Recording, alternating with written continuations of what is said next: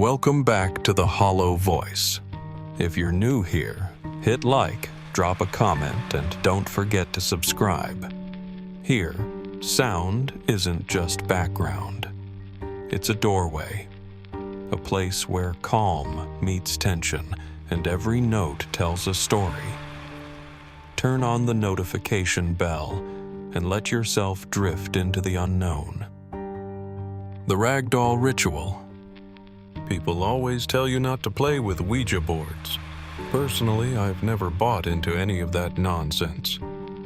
I'm not afraid of something invented by a toy company. Every account you hear of weird stuff happening after someone used a Ouija board at a slumber party or whatever is just due to the power of suggestion. If you tell someone that something creepy is going to happen, they'll see something creepy in everything. I'm sorry. I just didn't buy it. I also didn't buy into these stupid ritual memes that keep popping up on the internet. They're these games. I guess you'd call them games, where you go through some ridiculous set of steps, a ritual, to either speak to the dead or predict your future or summon a demon or whatever. They always come with a warning along the lines of, "Do not try this." Then why post it on the internet, you morons? You want people to do this shit and then report on all the creepy stuff that happened and blah blah blah. Probably the most famous one is Bloody Mary.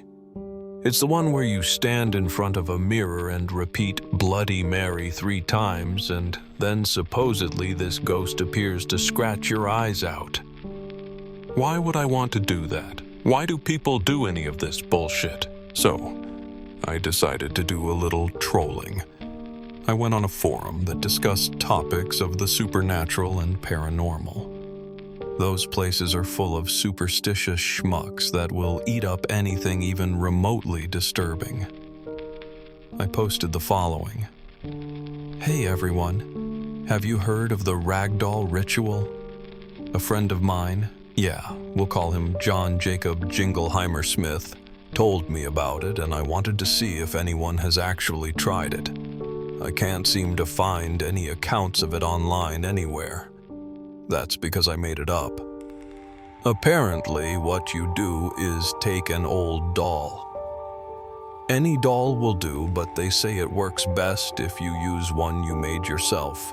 These things always want you to make stuff. This ritual also seems to work best when performed in the month of August, but you can really do it any time, because why not? You take a lock from your own hair and wrap it around the neck of the doll. If your hair is too short or you don't have any small personal piece of yourself will do. A fingernail clipping or even a drop of blood. I didn't really want to encourage bloodletting, but it sounded good. After attaching the personal item from yourself to the doll, wait until midnight. The ritual must begin exactly at the stroke of midnight, or else it will not work. Arbitrary rules, a must-have component. Exactly at midnight, hold the doll tightly in your hands and repeat the phrase, "I invite you, Astaroth." I did a random search for demon names on Google. To inhabit this object 3 times. After the 3rd time, you will feel the doll move in your hands.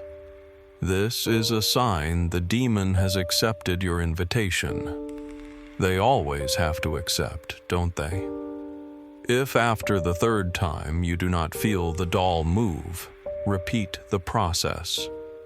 If it still does not move, the demon has not accepted your invitation.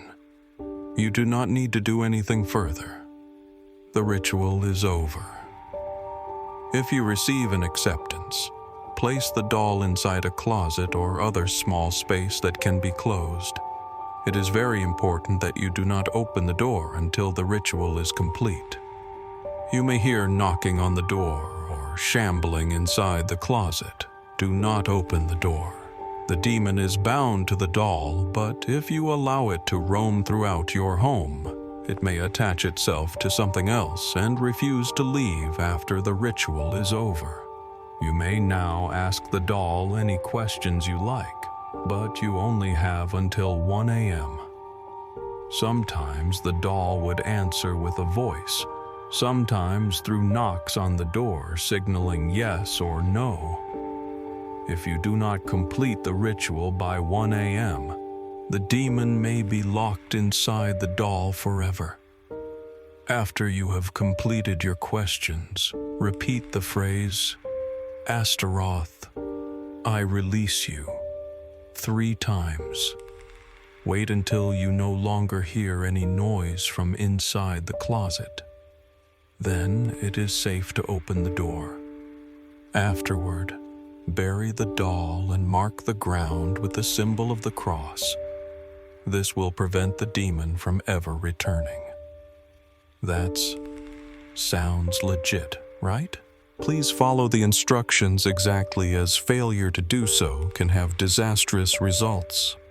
After I posted the ritual, I kept a close eye on it. It took a few days, but soon replies started coming in. Oh my God, you guys, I tried it and the doll really does move. Please don't try this ritual.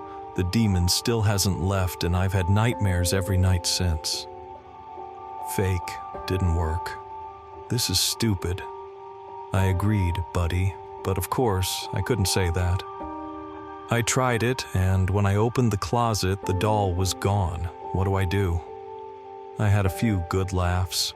The stories started to get more detailed, and some were actually pretty good. I don't know if these people were just delusional, or if they were playing along by making things up to add legitimacy, but it was still fun. I read dozens of stories about the ritual going wrong, and a few about how it went perfectly and the person in question had all their questions answered.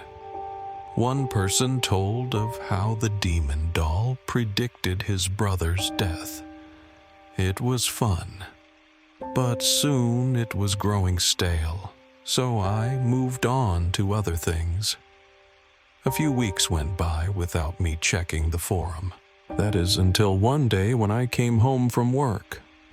I went through my usual routine.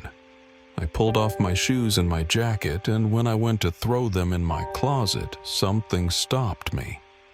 There on the floor was a little rag doll. It looked to be handmade. Around its neck was wrapped a strand of hair.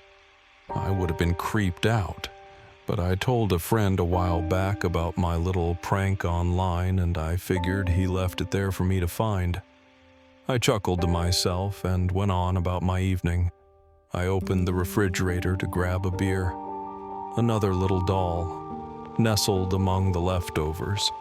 I took it out and placed it on the kitchen counter. I had to admire my friend's dedication to the prank, though I was starting to regret ever giving him a key to my house. But that was just the beginning. I started finding dolls everywhere. In the shower, in the kitchen cabinets, in my car, under the sofa, in the fireplace. Dolls of every shape and size, some handmade, some factory. Some had hair wrapped around them. Some had little droplets of blood. It was then I decided to check the forum. I was astonished at what I found. There were hundreds of posts, all variations of the same thing. Someone had tried the ritual, but the doll had gone missing. I haven't slept in days. They won't let me. I keep throwing them away, but they always return. All night long, knocking, roaming, whispering. Please, I'm begging you, and this is no joke. Do not try the Ragdoll Ritual. I can't take any more of them. When the doll goes missing, it finds its way to me. I suppose it's a punishment for playing around with things I didn't understand.